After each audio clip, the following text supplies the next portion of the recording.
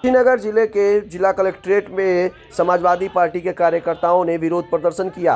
यह विरोध प्रदर्शन लोकसभा में हुए सांसदों के निलंबन के वापसी की मांग को लेकर था। साथ ही किसानों के गन्ने मूल्य को 400 रुपये करने और हवाई अड्डे को चलाने की मांग को लेकर एक ज्ञापन भी सौंपा गया, जिसमें राष्ट्रपति को संबोधित करते हुए इन सभी बिंदुओं को प्रकाश में लाया गया। समाजवादी पार्टी के कार्यकर्ताओं ने भाजपा सरकार को हिटलर की नीतियों पर चलने वाली सरकार बताया। साथ ही उसको मिटाने की कोशिश करने वाली भाजपा के सामने समाजवादी पार्टी के कार्यकर्ताओं को मुस्तैदी से खड़े होने की बात कही। संसद के दर्शक दीर्घा में बैठे हुए थे,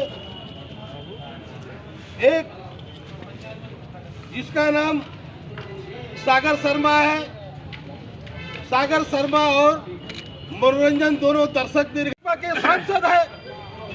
भाजपा के सांसद प्रताप मसीह के विजिटर पास पर जो उनके ही कार्यालय से जारी हुआ था, उसी पास से ये आतंकवादी सदन के अंदर घुसे थे। और उसके बाद में यह भी पता चला कि जो प्रताप मसीह है, जिन्होंने भारत के प्रधानमंत्री माननीय नरेंद्र मोदी जी की जीवनी लिखा है। इसलिए अब कहना चाहते हैं साथियों, आए दिन आप देख रहे हैं देश में एक न एक देश विरोधी काम भारतीय जनता पार्टी की सरकार द्वारा किया जा रहा है। लेकिन याद दिलाना चाहता हूं भारतीय जनता पार्टी के लोगों, याद करो देश के गुलामी के दिनों को अंग्रेजों ने इसी तरह की हुकूमत देश में करने का काम किया था। और एक एक नौजवान जब आगे निकल करके भारत की सड़कों पे आया था तो अंग्रेजों को इस देश से खदेड़ देने का काम किया था।